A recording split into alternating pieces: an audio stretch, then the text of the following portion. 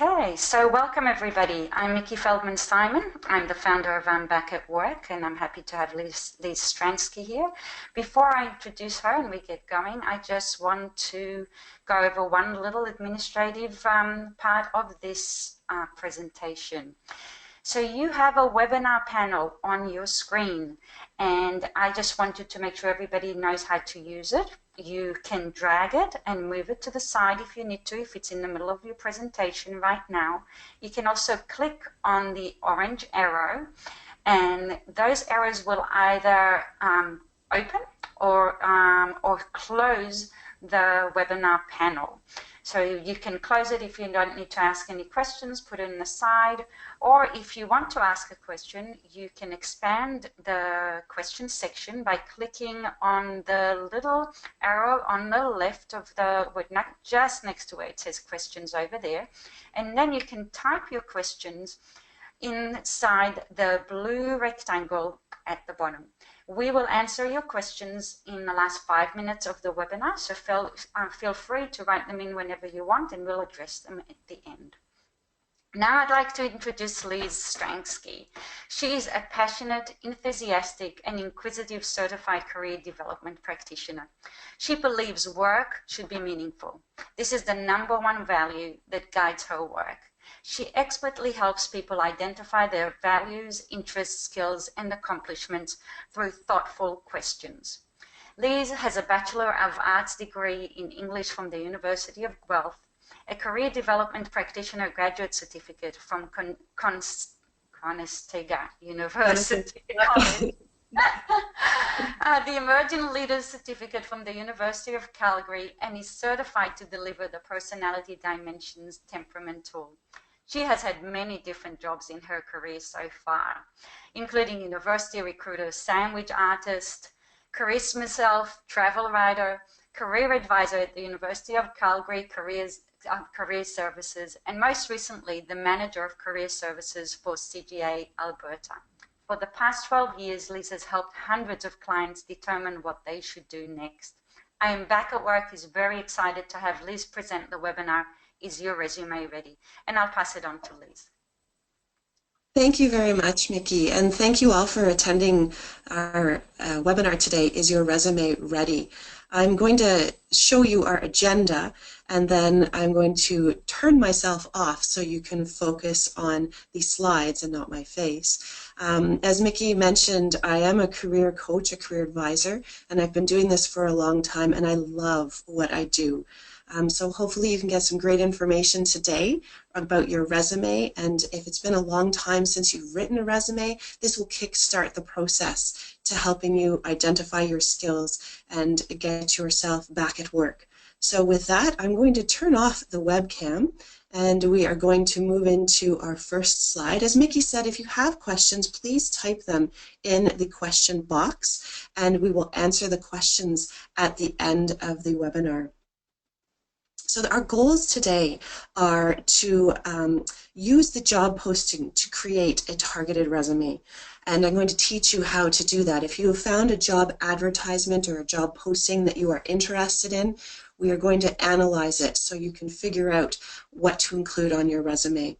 We're going to talk about proving your skills with accomplishments. It is not enough simply to state that you have a skill or that you've done a task. You need to back it up and prove it with an accomplishment. We're going to go through some typical sections that you would include on a resume, including the information, things that are current with resume standards, and some things that are a bit dated that I would recommend you don't include. We're going to go through some formatting design elements, and of course we'll have time for questions and answers. So when I work with my clients, the first thing that I advise them is to sit down and look at the job posting.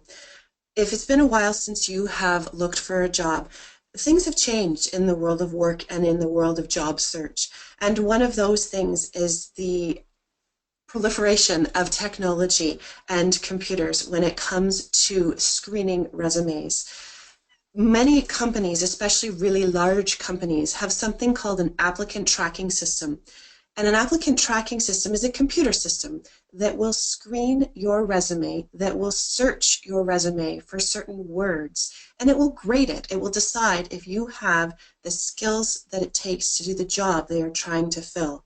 So if you put 2 and 2 together with that, if you are not putting the right words into your resume, the computer system will not catch you. It will not catch the words needed to say that, yes, this is a candidate that we would like to look at. So it's very important not to have just one resume. There's no one-size-fits-all resume. You need to include customized keywords. If you don't have those keywords, your resume will simply disappear. It will not register within the computer system, the applicant tracking system. With smaller companies, recruiters have to go through many different resumes and applications, and so they are scanning. They do not read resumes as closely as we do when we're writing them. And so you really need to make an impact with the words, the skills, and accomplishments for your resume. So I always advise, look at the job advertisement and the job posting first. Analyze it thoroughly to determine what they are asking for, and then write your resume based on what they are asking for. Include the words, the skills, and back them up with accomplishments. I cannot emphasize this enough. You cannot create simply one resume and use it for every application that you are applying for, every job that you're applying for. You absolutely must customize each one and target it to the position. So if there's one thing you take away from the webinar today, know that you must customize each resume to the job that you're applying for. This is a sample job advertisement that I have pulled from the web. It is for an administrative assistant. And I want to show you, every time I sit down with a job posting, this is what I do. I take a highlighter and I read through the responsibilities and the qualifications and highlight the things that they are asking for. So I am very clear on the skills they need for this job. So you'll see here, you need to provide support. Well, that tells me that you're working with other people. So your people skills are important, support. Planning skills, organizing, and that includes meetings, booking facilities. So it's a number of different types of organizational and planning skills. There's that word support again. Your written communication skills are important in this job. I've circled contract timelines. You have to ensure contract timelines are met. Well, that tells me that they are looking for time management skills. Research, process correspondence, coordinate. You see it further down here, assist with organization and logistics, and then effectively liaise. Both of those words, assist and liaise, indicate, well, you're going to be working with other people. So those are some of the words that I would make sure that I include in my resume.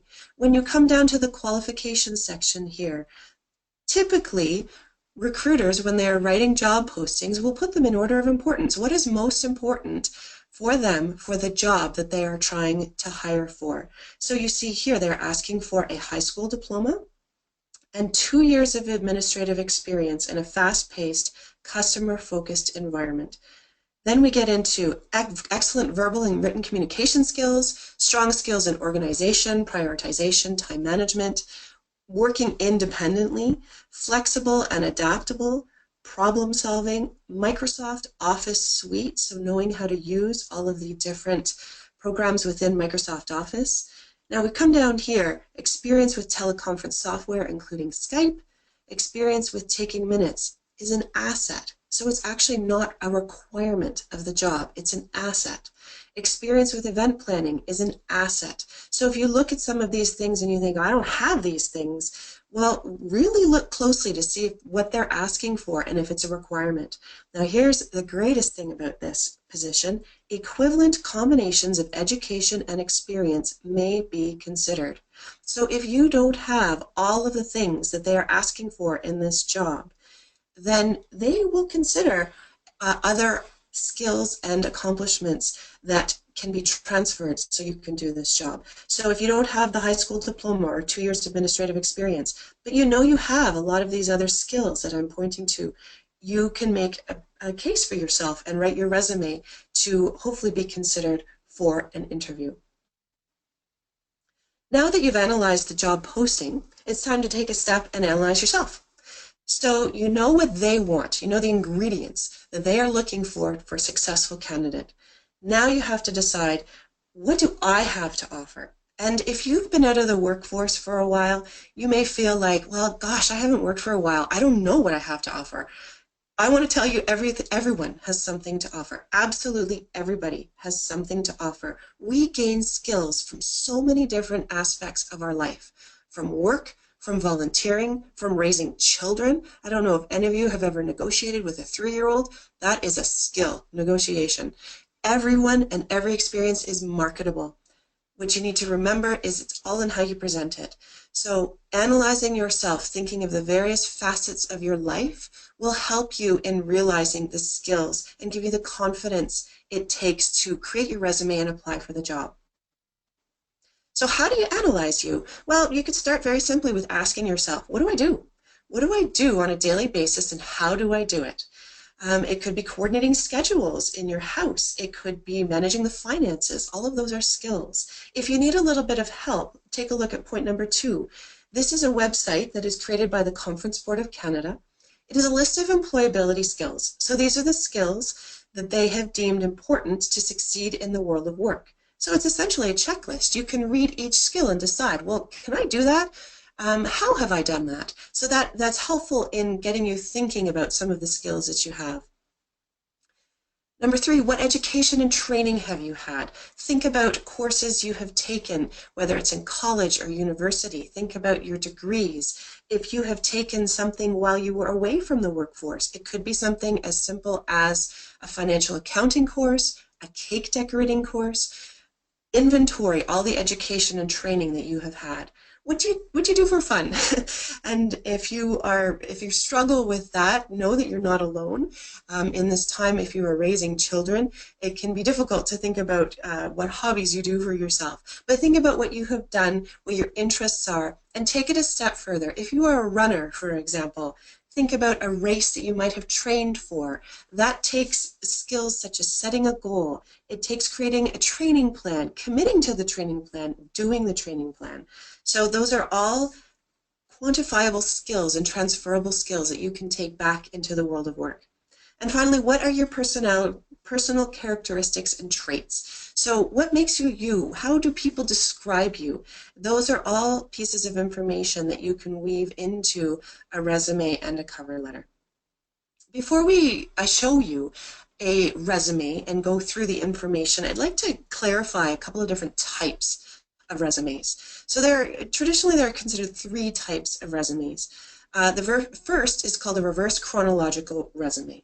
It's one of the more traditional resumes, and it essentially presents your work experience from the most recent to the oldest. So your resume begins with your most recent job and ends with your oldest job. A functional resume is a bit different. So it doesn't list your job experiences. It actually lists your information under the heading of skills. So you would have a heading of sales or management or project leadership or accounting. So it doesn't actually organize your information by your jobs, it organizes it by your skills. And finally, a combination resume. This is a resume that truly is a combination of the functional and the reverse chronological resume. And this is the example that I am going to show you today. Now, if you are a visual learner, if you'd like to see an example of some of these resumes, I would encourage you to hop on the web and Google these terms: reverse chronological resume, functional resume, and combination resume, to get a sense of what they look like and how they are organized.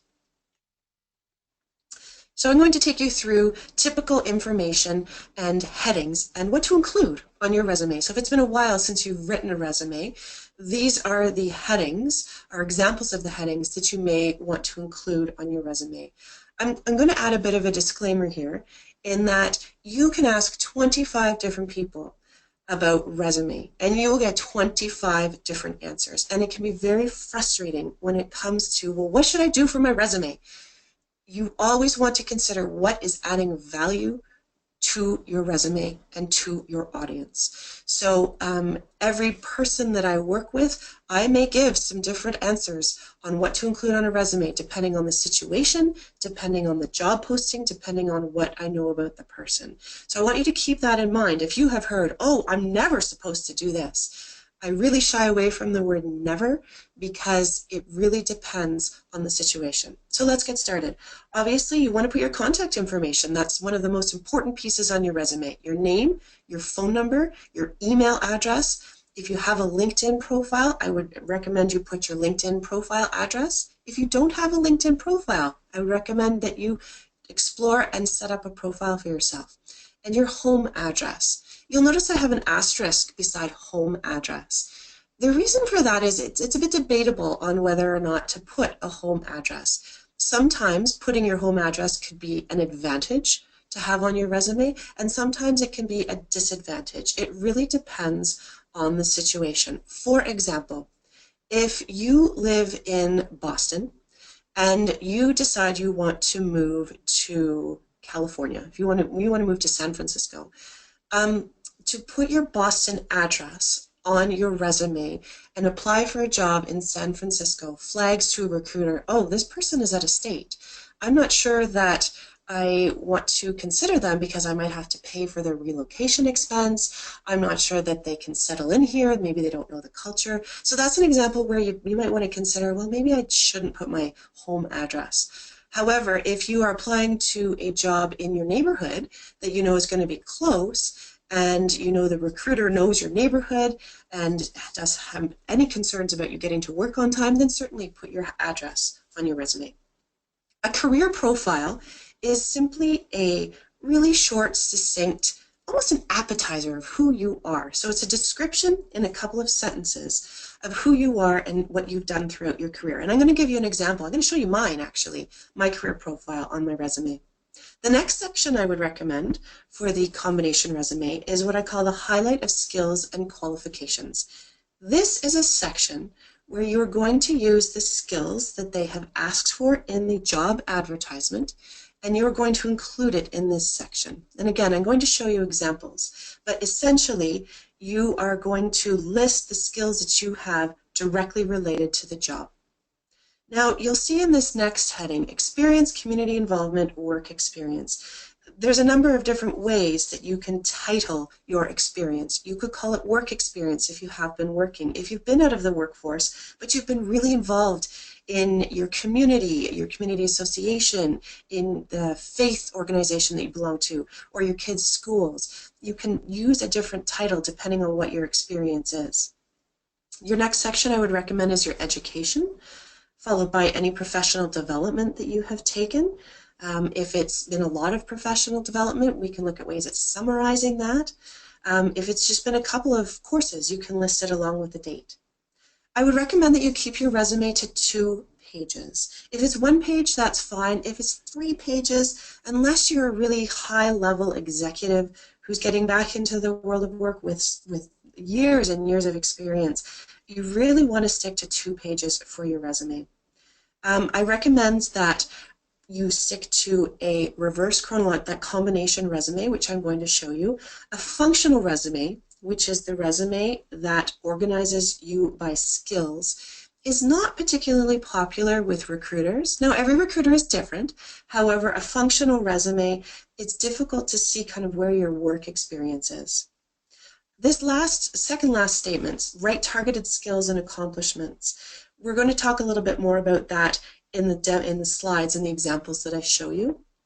Essentially, you have identified your skills and you now need to prove your skills. It is not enough to say that you have presentation skills. You need to back that up with a concrete example and show your accomplishment in presenting. Finally, if you've been out of the workforce for a while, a gap on your resume can be a flag for a recruiter or whoever is reading your resume. So what you want to do is address the gap. If you have been out of the workforce for childcare, put that as your title, childcare. If you have been out of the workforce for parental or elder care, you can put that as well. Perhaps you took a personal sabbatical. If you traveled, just address the gap. There's an honest approach to how you show what you've been doing while you've been away from the traditional workforce. Now, you will probably see, we hopefully see a resume on your screen, and it is likely a little bit blurry. I don't want you to worry too much about not being able to read the resume. What I want you to look at is the setup and the design of the resume. You'll notice at the top, I've got my header up here, and each section has that heading: career profile, highlight of qualifications, professional experience, education, relevant volunteer experience, professional development, and professional memberships. It is set up with a balance of bullets, white space. My dates are all lined up on the right-hand side. This is what is referred to as a combination or a hybrid resume, because it starts with my career profile and that highlight of qualifications. This is my very dense, robust skill set targeted to a job. I'll also tell you that this resume was written specifically for a job that I was applying for. So I went through that process of highlighting the skills they were asking for, of choosing what I was going to include on my resume and including it in this section. Now we're going to get into each section in more detail, and you'll be able to read it a lot clearer. So the career profile. So here you see a summary of me, a creative and passionate certified career development practitioner who believes work should be meaningful. That is my mission statement. That is how and what guides me when I work with my clients. Over 12 years experience in advising, mentoring, and guiding adults in career-related matters, ranging from job search strategies to refining career goals. Skilled at creating strong relationships with employers, clients, and community organizations. So this is that very quick summary. When somebody is reading this, they learn a lot about me in only 4 lines, a career profile. The next section is the highlight of qualifications. So I'm just going to remind you, this is very targeted to a position that I was applying for. When you are writing your resume, you have analyzed the job posting, you have identified what they are asking for, and you are coming up with the skills and the accomplishments to show that you have what they are asking for. So in this example, they asked me for a certain number of years of experience. They asked for related post-secondary education. And then they asked for presentation skills, time management, negotiation, teamwork, conflict resolution, customer service, organizational skills, computer skills, and business and marketing. Now, it's not enough simply to list each one of those skills. So a poor resume would have just listed presentation skills, time management, negotiation, teamwork, and conflict resolution, customer service. Each one of these, you'll notice I have backed up with an example. So with the presentation skills, demonstrated through the creation and delivery of dynamic career and recruiting presentations for audiences ranging from 3 to 3,000 people, as well as one-on-one advising. That is a concrete example of my presentation skills. And you'll notice I put a number in there to show that I can do presentations to a wide number of audiences. The next section is your professional experience. So in this case, it's my work experience. And I've set it up with the title of your job, the organization that you work for. I've included a website so that the reader can link and find out a little bit more about the organization. And then it's very clean with bullets and information about what I have done in each job. Over here on the right-hand side, you'll see the dates.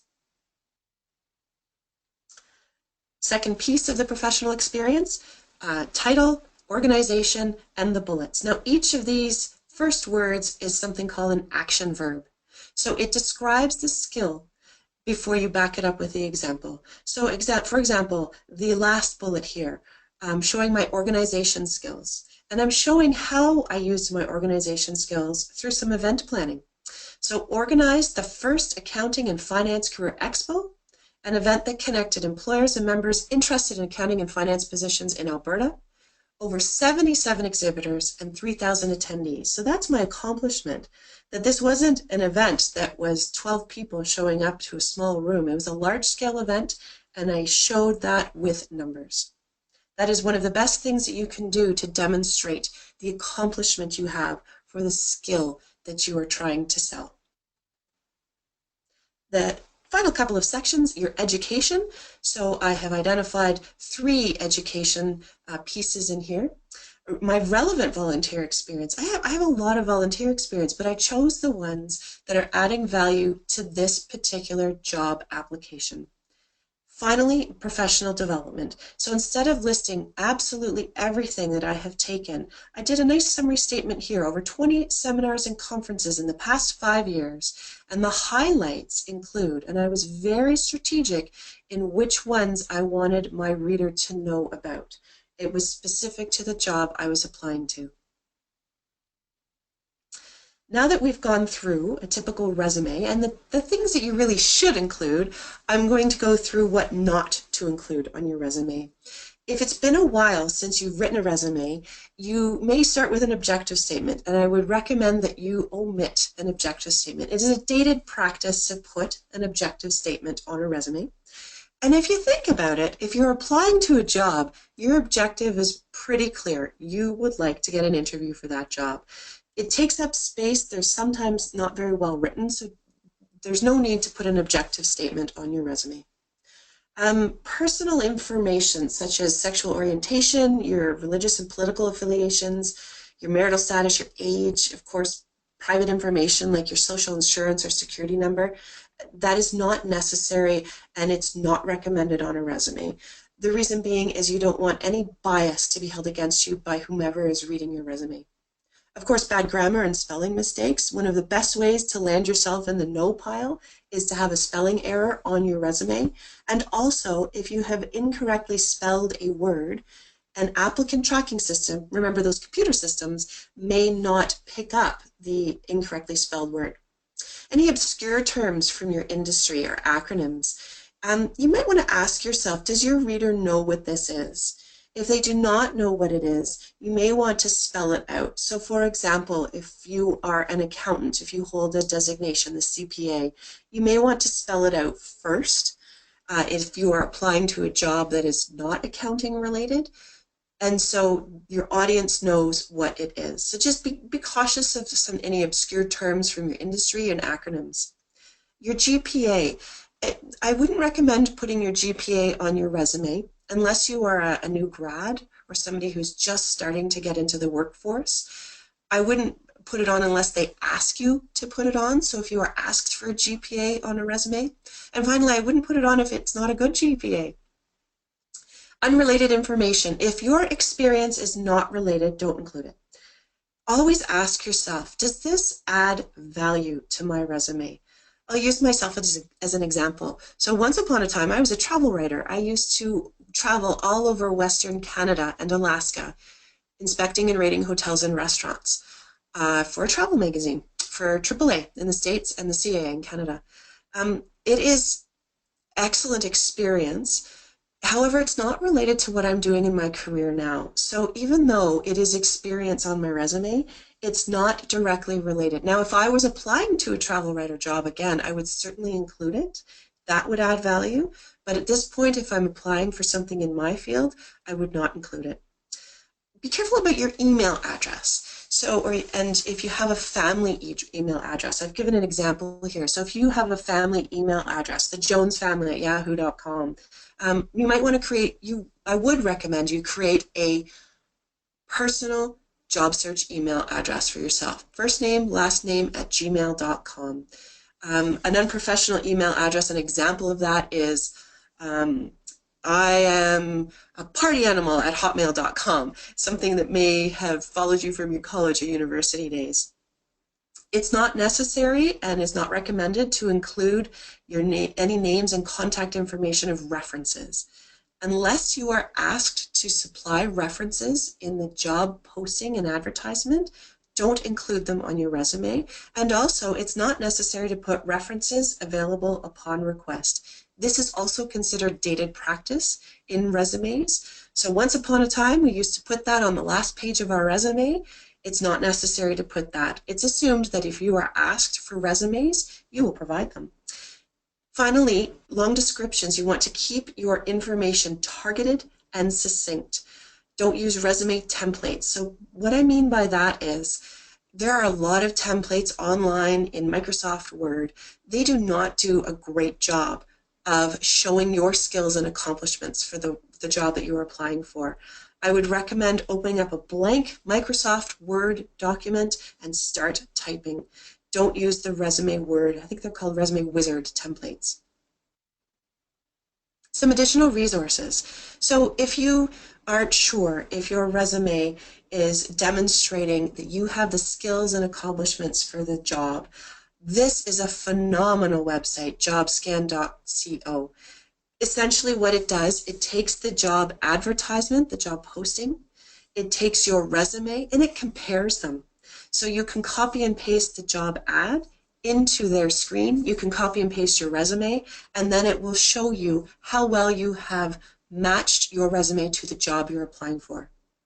There are 2 articles that I would recommend for additional resources. Stay-at-home parent, how to kill it on your comeback resume from Forbes. And there's a great article about the skills of a mom, a stay-at-home mom, the transferable skills. So all the things that you do in your daily life that can transfer back to the workforce, and there are a lot of them. If you need help trying to figure out, well, what is it I have to offer, and what is it I want to do, and what are the skills, and how do I prove those skills? Consider talking to a career coach. They are skilled, we are skilled at helping you to figure out what those skills are.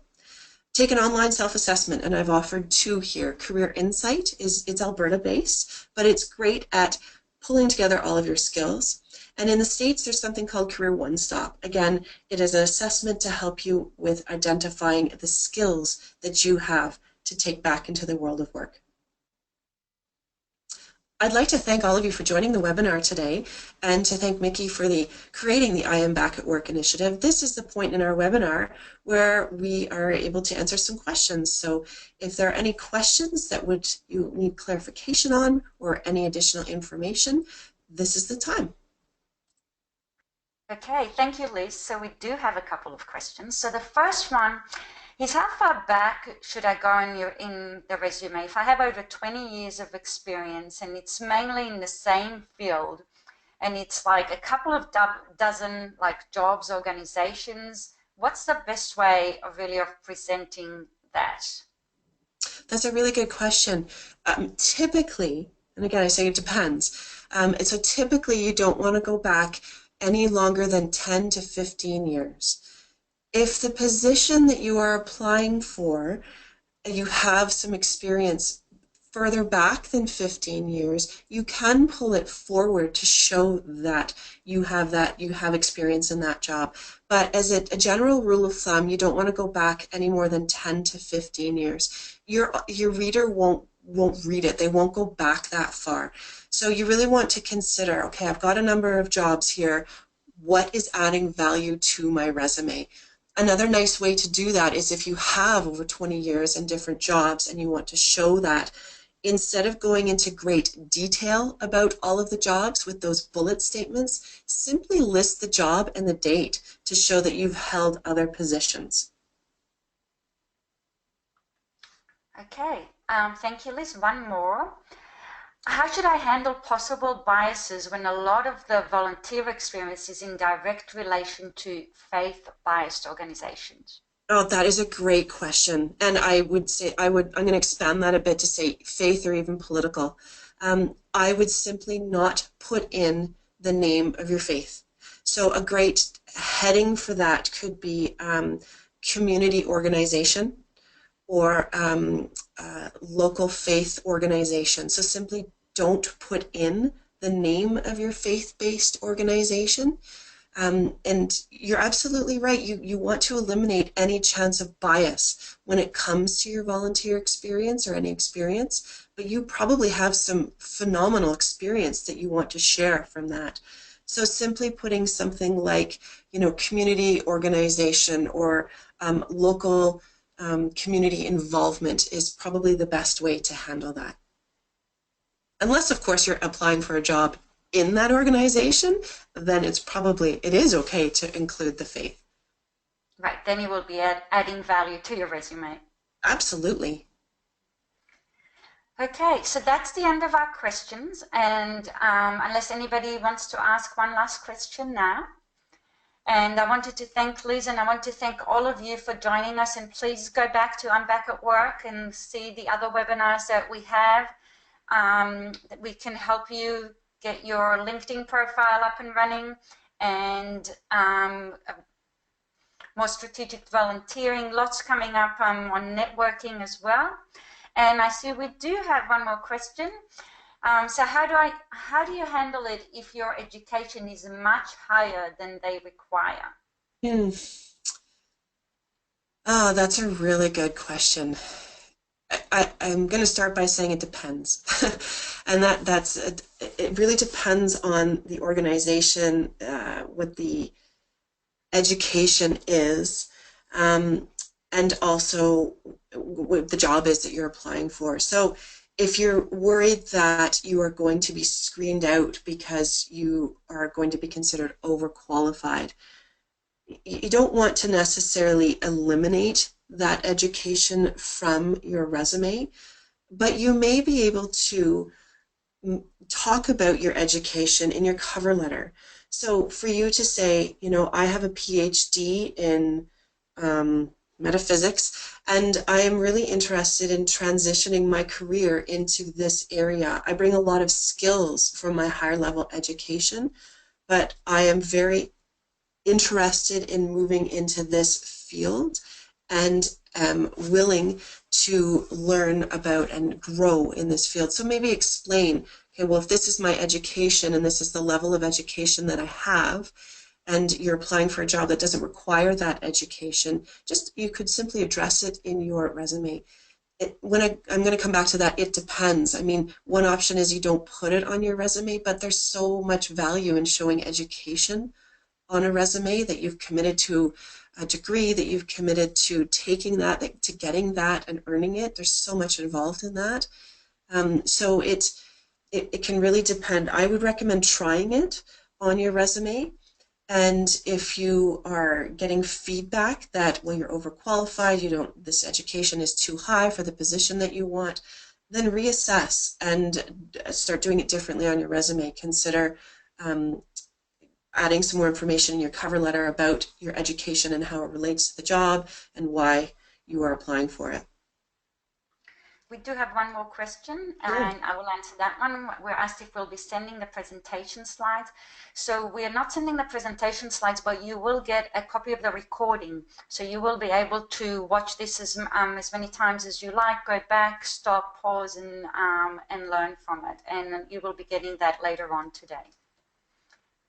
And I think this is it. Wonderful. Thank you, everyone, for joining. And again, if you need additional information when it comes to resumes, there's a lot of information online that can be overwhelming. Look within your community for a certified career counselor or career coach to help you with that. Resume Reviews is one of the services that I offer. It is not a service that I don't write resumes, but there are also lots of resume writers on there. And good luck with your return to work and with creating your resume to get you that interview and the job. Okay, thank you, everybody.